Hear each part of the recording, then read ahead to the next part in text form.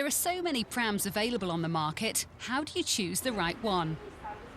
There's such a difference in price, ranging from £100 just for a basic buggy for newborn, and you can go up to £600–700. You start going into branded names, popularity as well, and it really does depend on also which pushchair is actually doing well on the market, and that tends to reflect the price as well. So this is one of the smallest ones that we do. It can still be used from birth. It fully reclines, the baby's not facing you, and for first-time mums, it takes a bit of getting used to. But this is the sort of size that you'll be looking at. You can actually do it with one hand. It does click in, and there's a little carrying strap on the side. This really is the next model up. It's a lovely pram. It weighs 9 kilograms, so a little bit heavier, but you can have the baby facing you.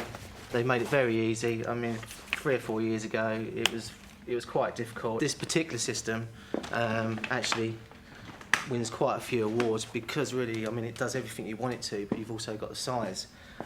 You've got the baby facing you. You've got everything you want, which is basically the little top apron. You get a rain cover with it, hood, all the padded liners in there. And all you do, say for the first 6 months, you have the baby facing this way, and then just by removing the hood and the apron, so you really get the benefit of both. You say with the baby facing you, it's quite important now. They're doing quite a big campaign on it at the moment.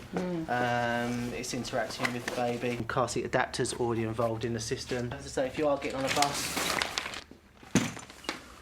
and that's the next size up, really easy to carry, fits most cars, and also it does stand up, so again, if you are in a flat, you can have it just by the side of the wall rather than just laying on the floor. There are also pram systems which incorporate a baby seat. What you'd do, you'd use this one from, say, 0 to 9 months, 0 to 12 months, and then you'll go into the next stage. But it is very handy. The only thing that you've got to get used to is that the child can only be in there for a maximum of about 2 hours because of the reclined seat. So if you are out for a longer period of time, really you do need to go into the pushchair because it's got a full lie back. Long journeys, 2 hours at a time, you've got to stop for at least 20 minutes to half an hour. When we do explain it to some people do go into the 0 to 4 year car seat because the recline is so much better on it, and they can stay in them a lot longer. Once you've finished with that sort of size, if you wanted something where the baby faces you, but then there's also a carry cot involved onto it so you can sleep the baby in at night time, it does end up being a little bit bigger and a little bit weightier. So again, this sort of size, we wouldn't recommend people if they are living in flats and basically getting it onto buses now. The clips just come off. Most of them, the adapters are on the side, so they just come off that easy. The chassis, which ends up being separate, and this is where the size comes in because it's 2 separate units, it ends up being much bigger. Just for the chassis, the pushchair, and if you compare it to the weight's almost double, that really does all of what that does, but the size is so much smaller, so that's why this particular pushchair does very, very well. This particular model, you can actually buy the pushchair as a single unit, and then 2 or 3 years down the line there is an option to actually put a seat onto the pushchair which just clips onto the front. The newborn goes in there, the toddler seat clips onto the front, and it's a fantastic twin pushchair.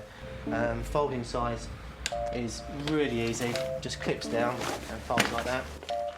Again, you can actually take all the wheels off, so if you are travelling, you need a little bit more space, all the wheels just pop off by press studs. And if you've got 2 babies, something like this we recommend if you've got a big car, or if you are doing a lot of walking along the seafront, or if you do live on the coast and you've got space for something like this. There are alternatives. There are buggy twin pushchairs out there which do fold in a little bit smaller, but it is very difficult for people that have got twins. There's a lot of pushchairs that are really not practical. There's not many manufacturers that have actually managed to make a twin pushchair that's going to be really, really lightweight, that's practical to go through the door, that fits in the car. Unfortunately, that hasn't been really designed yet. And finally, a more traditional pram.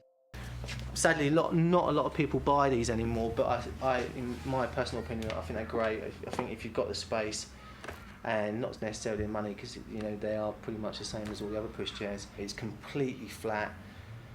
A lot of pushchairs are not completely flat nowadays. They're slightly raised, which is the legal requirement.